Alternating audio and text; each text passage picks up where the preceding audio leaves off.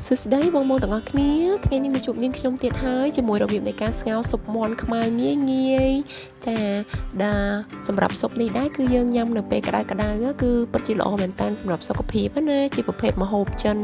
ជាប្រភេទម្ហូបនិយាយទៅសម្រាប់អ្នកដែលគាត់ត្រូវការម្ហូបរបៀបបើអីគឺត្រូវមែនតើសម្រាប់ម្ហូបនេះណាចា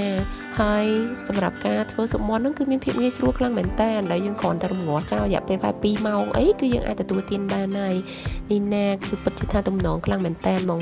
ហើយមុននឹងចូលទៅកាន់របៀបធ្វើសូមបងកុំភ្លេចជួយ Subscribe YouTube Channel នេះខ្ញុំម្នាក់មួយផងណាអូខេឥឡូវយើងទៅមើលគ្រឿងផ្សំងាយរបស់យើងទាំងអស់គ្នាដែលដំបូងឡើយយើងត្រូវការមាន់ខ្មៅណាបងមាន់ខ្ញុំប្រើមាន់ទូចបើបងចង់ប្រើមាន់ធំក៏បានដែរឲ្យតែពណ៌ខ្មៅណាបន្ទាប់មកទៀតយើងត្រូវការគ្រឿងថ្នាំចិននេះសម្រាប់មាន់ខ្មៅពេលបងទៅផ្សារបងប្រាប់ថាគ្រឿងស្ងោរមាន់ខ្មៅគេយកបែបហ្នឹងមកឲ្យហើយយើងលាងទឹកឲ្យស្អាតចឹងណាចាហើយបន្ទាប់មកទៀតយើងត្រូវការមានអំបិលជាមួយនឹងម្សៅស៊ុបយើងបន្តិចផងដែរអូខេឥឡូវយើងទៅមើលរបៀបធ្វើងាយរបស់យើងវិញចាសម្រាប់មាន់ហ្នឹងយើងលាងទឹកអីឲ្យស្អាតចឹងណាបងចាហើយសម្រាប់នេះខ្ញុំពុះតែជា2អញ្ចឹងទេយើងកាត់ជើងកាត់អីឲ្យស្អាតចឹងមកហើយនឹងជាកកវាចាញ់អីចឹងណាកុំឲ្យវានៅតែបើបងចង់កាត់ជា4អីក៏បានដែរចាហើយយើងទុកវាម្លែកបន្ទាប់មកទៀតគឺយើងធ្វើការដាំទឹកឲ្យពុះហើយយើងធ្វើការបង់មាន់ដែលយើងបានកាប់មិញហ្នឹងចូលតែម្ដងចាអូខេយើងធ្វើការដាក់មាន់យើងចូលទៅ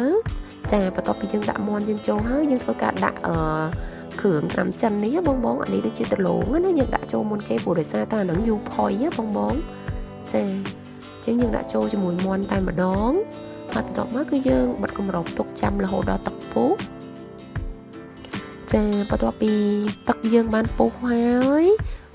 យើងធ្វើការស្រង់នៅអាកំតិចលើនេះណាបងចាកំតិចខ្មៅលើហ្នឹងយើងធ្វើការស្រង់វាចេញឲ្យអស់ចឹងមក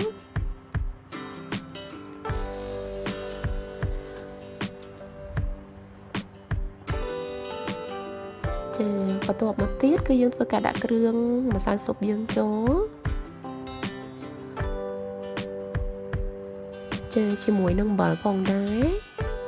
បងដាក់តាមចំណូលចិត្តបងណាគ្រាន់តែអំបិលយើងក៏បានដាក់ច្រើនដោយសារតែយើងមកងាស់យូរទៅវារីងទឹកអាចនឹងរាងប្រៃណាបន្ទាប់មកទៀតយើងយកគម្របយើងមកបិទប៉ុន្តែមិនបាច់បិទឲ្យជិតទេបងទុកចន្លោះវាបន្តិចអញ្ចឹងណាចាហើយយើងធ្វើការបន្ថយភ្លើងហ្គាសយើងឲ្យមកទូចល្មមហើយយើងរំងាស់វាចោលរយៈពេល1ម៉ោងណា